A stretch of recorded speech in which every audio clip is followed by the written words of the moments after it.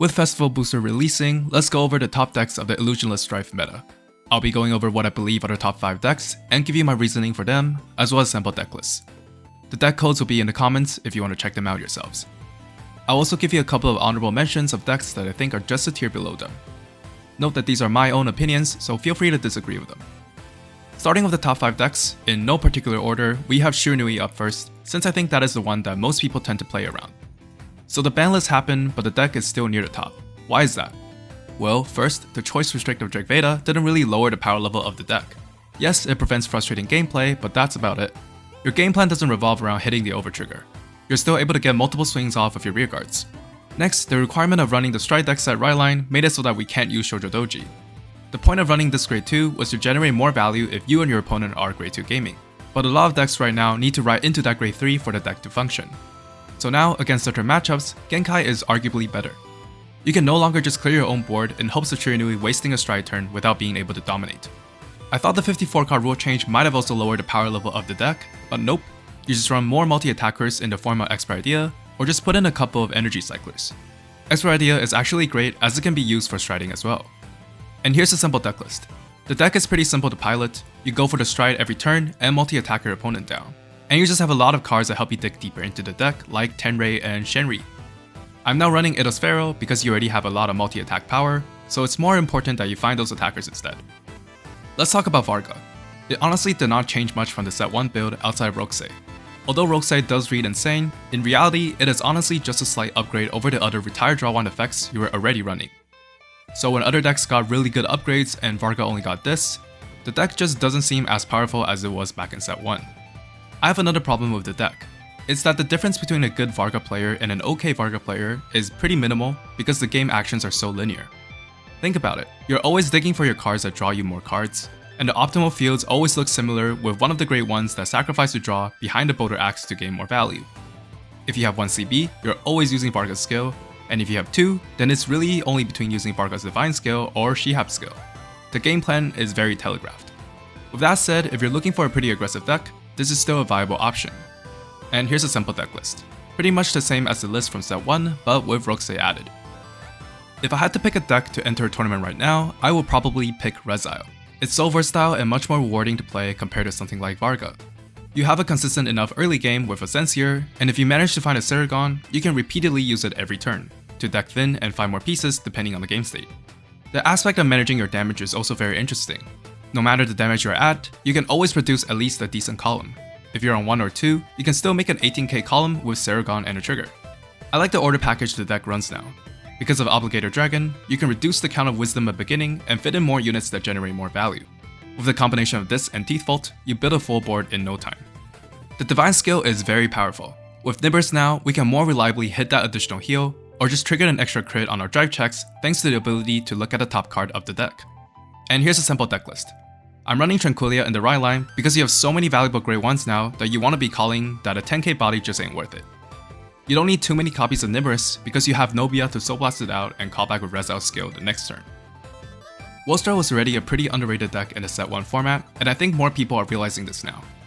The deck didn't change much, but the addition of Battle Read is very helpful. On top of the Soul, you get to now pick what you add to your hand, and it being a 13k booster behind our 10k operators make for much better numbers. I can see the argument of still running Shorter Eins, since Battle Read can't grab grade 1s or triggers and you do sometimes whiff.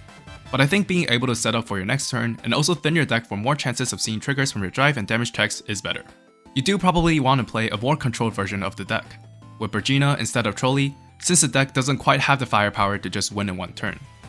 What you want instead is force your opponent into awkward guards, that blast them with Uriente the next turn and still put them in a bad spot when guarding.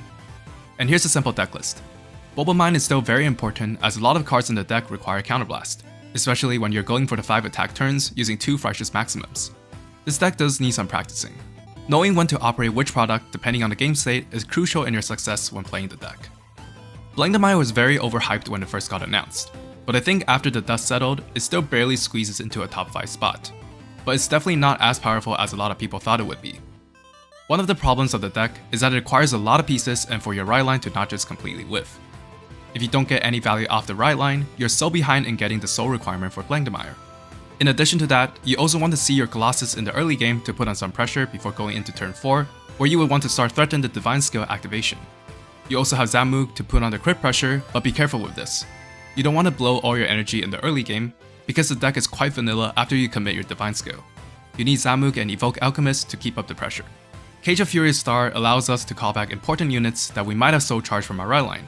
This, along with Servant Valkracia, makes for a pretty deadly combo, where we can repeatedly cycle valuable units all while having Valkracia grow in power. And here's a simple deck list. I think this deck is very beatable as long as you play the early game well. You don't want to be taking too much damage in the early game, so guard as much as possible before they use the Divine Skill, where you can take it pretty comfortably. So here are some honorable mentions. Ava got a new supporting card in the form of Immigrant, which pretty much lets you go into Poison in Paradise Ava one turn earlier, and that's a big deal. You no longer need to Counterblast or Soul Blast to search out an Obstacle Guide, and they also gain more power as well thanks to Ava. You also have Combined Rusher back in the deck post Unrestriction to have some sort of early game. But because of Immigrant, you now want to run a mini monster package to reliably search this out with more of a priority on torrential energy research rather than experiment henceforth. And here's a simple deck list. I think this deck just barely missed out on the top 5. It's very grindy, and that's just not the sort of deck that I will personally bring to tournaments when it's maybe 7 to 8 rounds of Swiss and in the fear of going into time every round. The next deck I want to talk about is Drajeweled. It got one new card, and that's Bifronts. Being able to put a card in hand as well as a card into soul that might be a missing grave for your Drajeweled activation is huge. You also have Tizkar for more consistency, and it's honestly quite useful as a booster that can soul charge as well. Here's a simple deck list. Nothing else really changed, but it's just one of those consistent decks that puts on huge pressure. It might be controversial to put Zorga down here, but I just don't believe that this is a top tier deck. In my opinion, Abomination of Impending Karma is worse than Roaming Prison Dragon. You don't have the early game pressure, and its cost is very heavy when you do actually get to use it. You want to be aggro with the deck, calling out Roaming Prisons in the early game so that your opponent has to either guard them early, making guarding the Roaming Prisons in the later turns that much more difficult, or taking them early, which also makes it necessary to guard every attack later on, since the dragons will have an extra crit. The problem is there's no reliable way to search these out, and your orders are all over the place, which is one of the problems that the deck had before. But anyways, here's a simple deck list. I decided to go turbo aggro with my build, running all 8 of the extra crit attackers, all while having Rousing Rasp to more reliably see them. So those are what I believe are the top decks in the set 2 meta. What do you think about my list? Did I miss a deck? Let me know in the comments, and I'll see you all next time.